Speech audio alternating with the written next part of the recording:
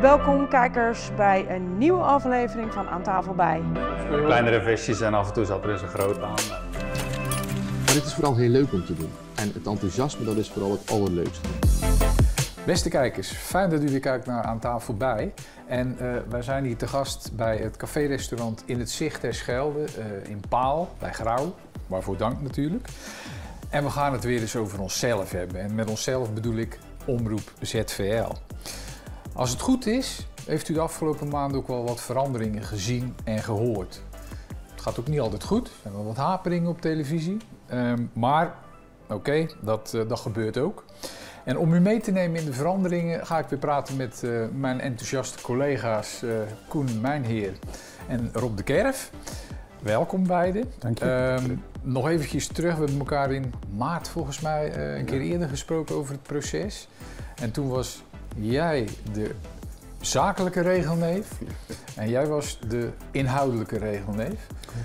Nog heel even om voor de kijkers duidelijk te krijgen, de inhoudelijke regelneef, wat doet die?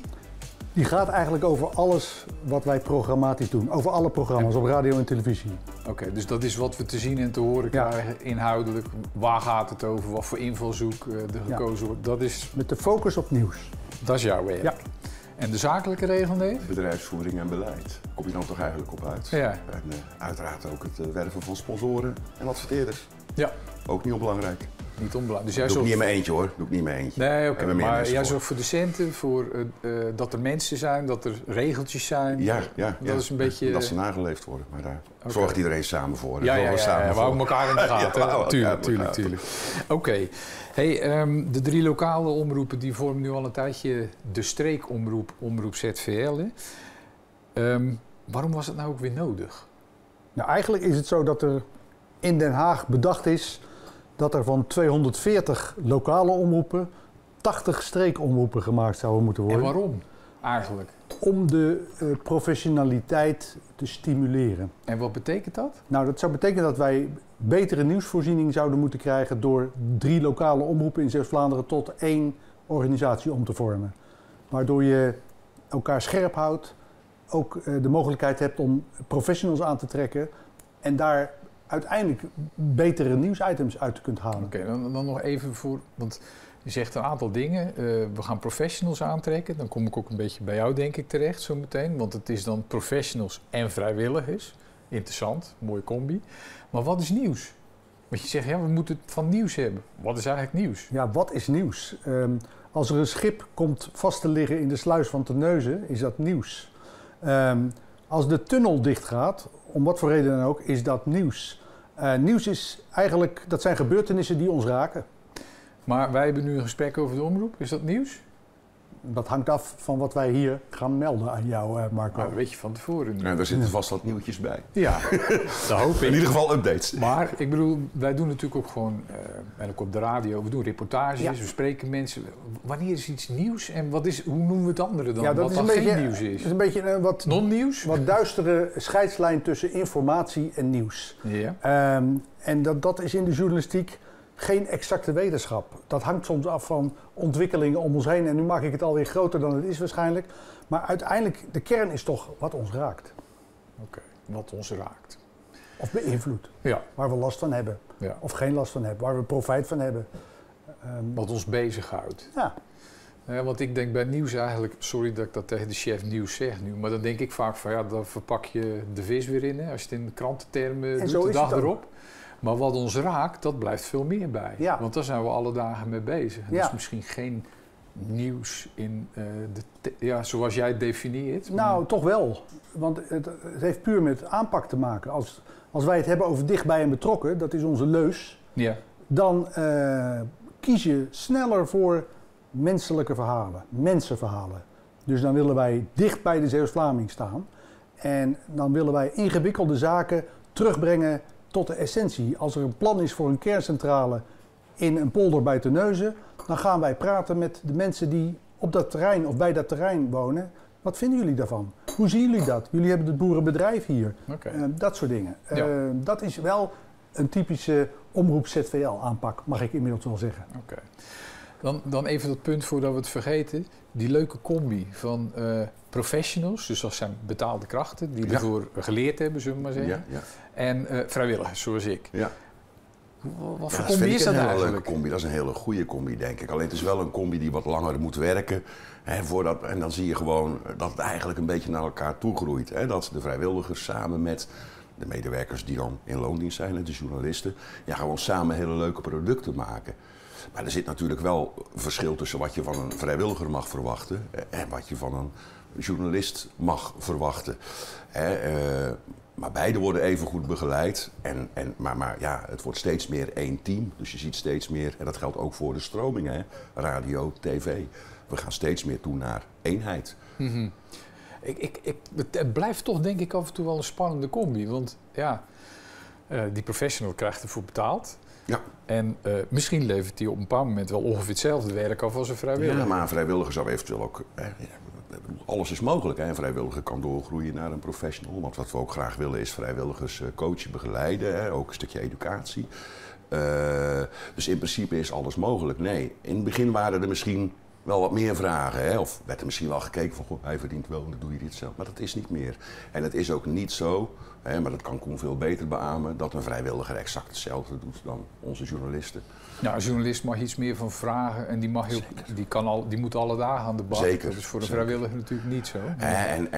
En voor beide zie je dat er gewoon interesse is. We hebben nog vacatures, zowel op het gebied van vrijwilligers als op het gebied van professionals. Ja? Maar daar kan Koen veel beter over vertellen, want dat is toch zijn richting. Wij kunnen journalisten gebruiken of aanstaande journalisten. En dan bedoel je professionals? Of, dan dus betaalde functies? Ja, die kunnen we nog gebruiken, ja. En zijn dat dan mensen die enkel moeten schrijven of met een microfoon op pad en een camera? Kijk, ons vak is vandaag de dag buitengewoon ingewikkeld, Marco. Dat weet je als geen ander. Want alleen schrijven, daar kom je er niet mee. Alleen filmen, daar kom je niet mee. Wij maken video, wij maken audio, wij maken online en we maken kleine, korte dingetjes voor social. Je moet eigenlijk meester zijn op alle wapenen. En ik kan me goed voorstellen... Dus je moet een heel veelzijdig journalist eigenlijk zijn? Of in ieder geval de bereidheid hebben om dat te worden. Te leren. Okay. Ja. Kijk, want wij zijn geen opleidingsfabriek, maar we kunnen wel opleiden.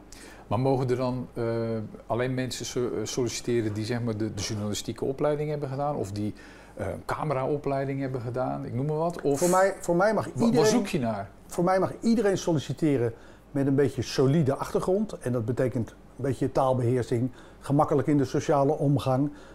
Iedereen mag solliciteren. En dan gaan wij wel samen kijken van hoe kunnen we jou tot een professional maken. Okay. En ik heb niet de illusie dat er hele bussen met redacteuren voor gaan rijden bij onze redactie. Maar wij kunnen wel mensen een beetje proeven van, zijn ze uit het goede hout gesneden? Okay. En kunnen we die kneden en zijn ze leerbaar en vinden ze het leuk? En, het allerbelangrijkste, hebben ze hart voor Zeeuws-Vlaanderen. Ja, oké. Dus dan raak je wel wat, denk ik. Want ik kan me voorstellen, als jij gesprekken voert als beleidsman met al die mensen, dan vast ook iets met contracten en zo.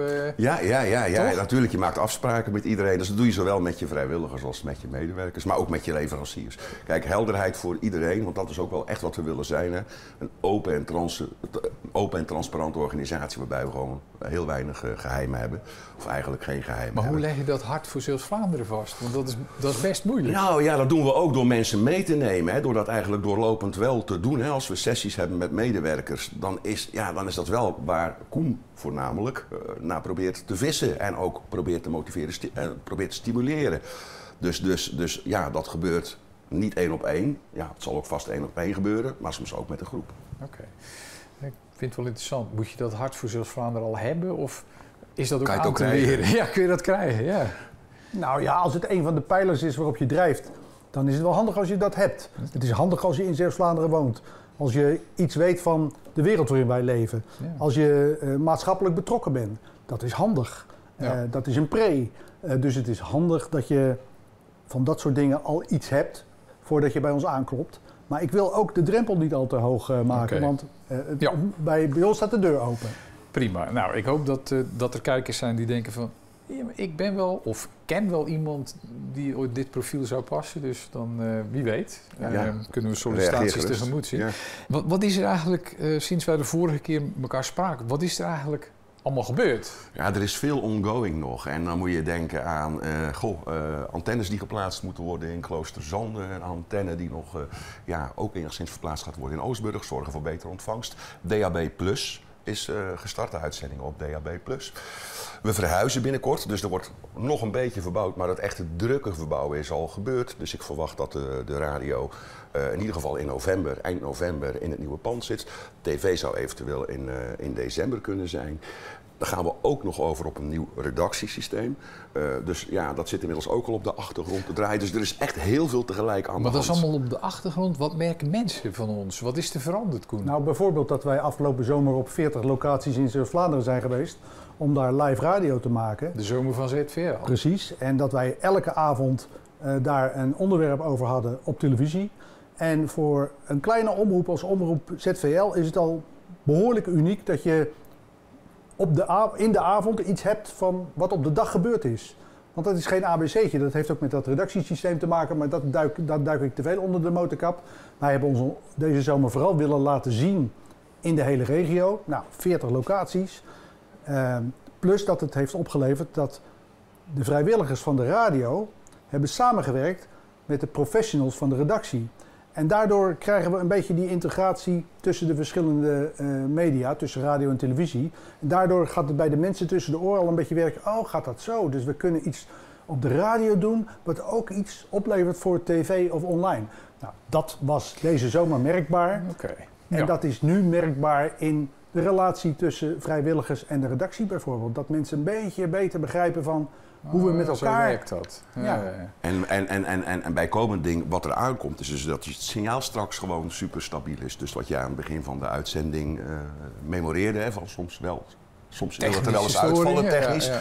Dat zijn de dingen waar we nu heel hard aan werken. Dus DAB+, wat nu nog af en toe echt wel wat hekjes heeft, dat zal over 1,5 maand na de verhuizing echt voorbij zijn. Dat heeft met beperkingen te maken in het huidige pand. In het nieuwe pand hebben we het niet met bandbreedte. Dus die problemen zijn straks opgelost voor iedereen. Dat is voor de kijker fijn, maar zeer zeker ook voor onze vrijwilligers en journalisten. Want je maakt een product en wil het wel graag ook goed laten zien. 24/7. Als je een mooi product maakt met een hoge kwaliteit, dan moet dat er ook zo te zien zijn op televisie.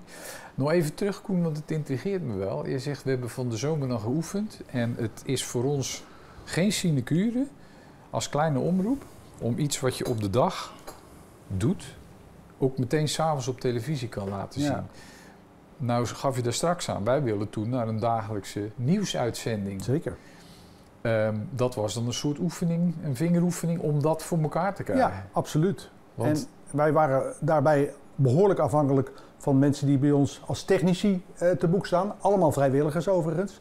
Die hebben daar een extra inspanning voor moeten leveren, omdat ons systeem, maar nu word ik misschien een beetje technisch, daar niet geschikt voor is nog. Dus daar zijn handelingen maar los voor. Van de techniek, gewoon het feit dat je mensen hebt die het voor elkaar krijgen om ergens heen te gaan, een nieuwsitem te maken en dat 's avonds al op tv kunnen hebben. Is dat zo'n tour de force? Ja, dat is geen ABC'tje. Oké. En wij zijn natuurlijk ontzettend verwend als consument. We kijken naar tv en we zien alles live en we zien het... Ja, we nemen het voor lief natuurlijk. Maar wij moeten echt aan de bodem van die grote boom die publieke omroep is, met andere middelen dit zien te realiseren. Met minder middelen bedoel je? Ja, met minder denk ik dan. Maar wij doen niet voor niets een oproep voor meer mensen. Ja. Want we hebben gewoon meer goede mensen nodig, zowel vrijwilligers als professionals, om die dagelijkse uitzending tot stand te brengen. Mm-hmm. En dat is wel het doel waarnaar wij streven. Want was je tevreden over de zomer van ZVL? Ja, ik vond het een prachtig project. Daar hebben een aantal mensen zich met hart en ziel ingestort. Nou, jij was er één van. En het is mooi om jou als tv-presentator radio te horen maken. Ik heb het zelf niet gehoord, maar ik vond het wel grappig om te doen. Ja, nou dat is toch prachtig. En wij hebben toch met een groep vrijwilligers voor elkaar weten te brengen om dagelijks live radio te maken, 3 uur lang. Met mensen op locatie, met verbindingen en 's avonds die televisie. Ja, ik was buitengewoon tevreden. Jij smulde als ja, chef inhoud. Ja, en ik was trots Ja, op iedereen. Ja. En wij kregen er ook dingen van terug. Wij begonnen dingen terug te krijgen van mensen die het zo leuk vonden om ons op locatie te zien. En die kwamen ons eens opzoeken. En natuurlijk staan er geen drommen mensen bij een radio-uitzending op locatie. Maar we zijn er wel geweest. We hebben een autootje met bestikkering, vlaggen. ZVL was in de regio. We waren van oost tot west. Oké. Hey, er komen allerlei technische dingen, gaf je net aan. En ons nieuwe kantoor, daar kunnen we hopelijk november, december in. Wat kunnen we daarna gaan verwachten? Behalve die dagelijkse nieuwsuitzending, om dat maar even bij te pakken. Wanneer wil jij die... Pin me daar niet op vast, Marco. Nee, maar zo spoedig mogelijk. Ja, maar kijk, ik wil voorkomen dat we daar straks mee beginnen. Ik noem het op 1 januari. En dat we op 13 januari ineens stilvallen omdat we 2 zieken hebben en geen redacteuren meer. Dus we moeten ook genoeg mensen hebben om die continuïteit te garanderen. Want dat is ook professionaliteit. Ja, maar hoop je wil wel in het nieuwe jaar starten, zeg maar. Zeker. Ja, en dan het liefst vroeg in het nieuwe jaar. Zeker. Oké. Komen er nog nieuwe veranderingen bovenop? Vanuit zakelijk perspectief ook? Nou, we gaan in ieder geval vanaf nu, eigenlijk doen we dat al een paar weken, gewoon veel intensiever ook de markt in. Om richting bedrijfsleven onszelf te laten zien. Maar bijvoorbeeld ook richting allerlei organisaties. Want onze bronnen zijn voor de informatie, want het zijn de 2 kanten waar we moeten werken. Kijk, willen we echt groeien, zullen we ook echt moeten zorgen dat we zelf ook nog... zorgen dat we wat eigen middelen gaan krijgen. Dus daar zijn we nu ook al druk mee bezig. Maar dat gaan we echt verder oppakken volgend jaar. Daar heb ik afgelopen jaar veel minder tijd voor gehad. Ja, dit jaar was beleid maken. Zorgen dat het ingevoerd werd. Volgend jaar is echt de focus wel meer daarop. Dus de kijkers zullen bijvoorbeeld en ook de luisteraars misschien reclameblokken gaan horen? Ja, die hoor je al en die zullen iets groter worden. Ja. Oké, prima. We hebben al een oproep gedaan voor redacteuren. Zijn er nog vrijwilligers nodig? Zeker. Ook nog? Ja, op welke terreinen? Alle terreinen. Alle terreinen. Ja. En stagiair is ook altijd welkom. We zijn een stageplek. We zijn zeker een stageplek, audiovisueel journalistiek. Absoluut. Maar we hebben mensen nodig die ons helpen met het produceren van een uitzending. Wat is dat nou? Gasten uitnodigen en bedenken wie past bij welk onderwerp. En mensen bellen. En mensen bellen. Dat soort dingen. En mensen die hier ook rondom deze uitzending rondlopen om te ondersteunen met hand- en spandiensten. Dat kan van alles zijn. Dus ja, absoluut. Graag. Oké. Ik wil jullie hartelijk bedanken voor jullie aanwezigheid weer en jullie inspirerende verhaal. Kijkers, als jullie nou denken na dit inspirerende verhaal van ik wil ook een bijdrage gaan leveren aan Omroep ZVL. Nou, meld je vooral. Hieronder verschijnen wat e-mailadressen en telefoonnummers. En degene die echt denkt van ik wil zelfs wel betaalde journalist worden, meld je vooral bij Koen, want hij zit er om te springen. Bedankt voor het kijken en tot de volgende keer.